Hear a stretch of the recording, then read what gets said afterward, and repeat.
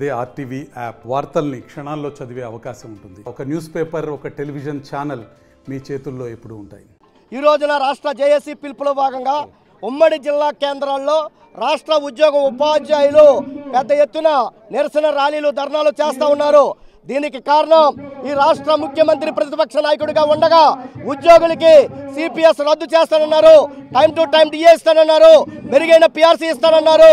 అంతేకాదు ఉద్యోగులకి ఇళ్ల స్థలాలే కాదు ఇల్లు నిర్మిస్తానని చెప్పి స్పష్టమైన హామీ ఇచ్చి 5 సంవత్సరాలు పూర్తయి ఈ 5 సంవత్సరాల కాలంలో తను ఇచ్చినటువంటి హామీలు నెరవేర్చకపోగా మేము దాచుకున్నటువంటి దాదాపు 22,000 కోట్ల రూపాయలు పిఆర్సీ ఎరియర్లు అయితేనేమి, డిఏ ఎరియర్లు అయితేనేమి, సరెండర్ లీవ్లు అయితేనేమి, జడ్పీపీఎఫ్ లోన్లు అయితేనేమి, ఏపీజీఎల్ఐ లోన్లు అయితేనేమి, సిపిఎస్ ఉద్యోగుల యొక్క జమలు అయితేనేమి దాదాపు 22,000 కోట్ల రూపాయలు ఈ రోజున మేము దాచుకున్న డబ్బుని ఈ రాష్ట్ర ప్రభుత్వం దోచుకుంది. మేము అడిగినటువంటి సొమ్ముల్ని అడుగుతూ ఉంటే మమ్మల్ని పోలీసులు పెట్టి అరెస్టులు చేస్తూ ఉంది. ఈ 5 సంవత్సరాల కాలంలో మా సమస్యలు పరిష్కారం చేయలేదు, మాకు ఇవ్వాల్సినటువంటి బకాయిలు ఇవ్వలేదు.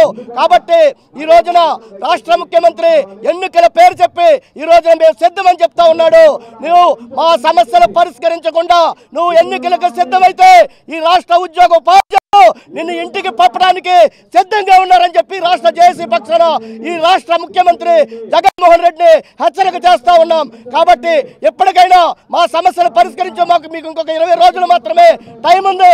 20 రోజుల్లో రాష్ట్ర జేఏసీ నాయకత్వాన్ని పిలిచి సమస్యలు పరిష్కరించి మా న్యాయమైన డిమాండ్లు పరిష్కరించు. 30% అయ్యి 117G1 రద్దు చేసి సిపిఎస్ జిపిఎస్ రద్దు చేయాలని చెప్పి ఈ రాష్ట్ర ప్రభుత్వాన్ని డిమాండ్ చేస్తా ఉన్నాం. మరిన్ని వీడియోస్ కోసం ఛానల్ ని సబ్స్క్రైబ్ చేయండి, లేటెస్ట్ అప్డేట్స్ కోసం వాట్సాప్ ఛానల్ ని ఫాలో చేయండి అండ్ లింక్ డిస్క్రిప్షన్ లో ఉంది.